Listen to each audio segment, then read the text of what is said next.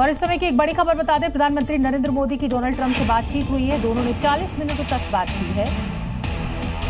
Straight of Hormuz आप जानते ही हैं कि इस समय तनाव का विषय बना हुआ है अमेरिका और ईरान के बीच। ऐसे में भारत के प्रधानमंत्री और डोनाल्ड ट्रंप की ये बातचीत कई मायनों में बहुत अहमियत रखती है। अब क्या चर्चा हुई, ये डिटेल्स तो अभी नहीं आए हैं सामने, लेकिन हाँ, आज प्रधानमंत्री नरेंद्र मोदी और राष्ट्रपति डोनाल्ड ट्रंप की 40 मिनट तक बातचीत हुई है और ये फोन पर बातचीत हुई।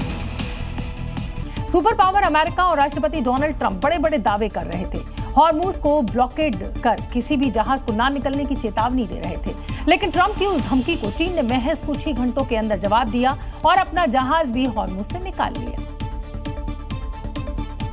यानी अमेरिका ने हॉर्मूज पर नाकेबंदी के लिए जो अपने 15 युद्धपोत और 20 फाइटर तैनात किए थे, वो सारे चीन के सामने फेल हो गए, क्योंकि ईरान की परमिशन लेकर चीन का मेथनॉल से भरा रिच स्टारी जहाज आराम से निकल गया।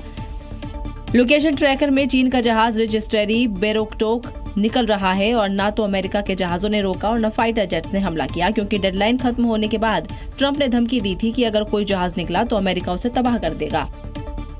ये टैंकर फारस की खाड़ी से पहले हॉर्मूज के पास आया। पहले प्रयास में ये टैंकर हॉर्मूज क्रॉस करने में विफल रहा। इसके बाद दूसरे प्रयास में इसे पास कराया गया।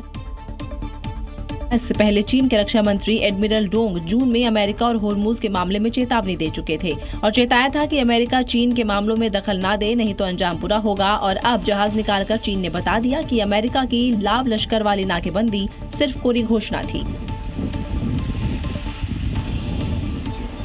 अमेरिका और ईरान के तनाव के बीच भारत के लिए एक बड़ी और राहत भरी खबर अब सामने आई है। ईरान ने ये साफ कर दिया है कि खाड़ी देशों में अमेरिकी नौसेना के नाकेबंदी के बावजूद हॉर्मूज स्ट्रेट से भारतीय जहाजों की आवाजाही पर कोई आंच नहीं आई।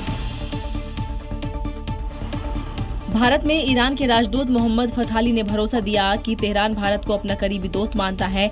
ईरान ने भरोसा जताया भविष्य में भी भारतीय जहाजों को स्ट्रेट ऑफ हॉर्मूज से सुरक्षित निकलने दिया जाएगा।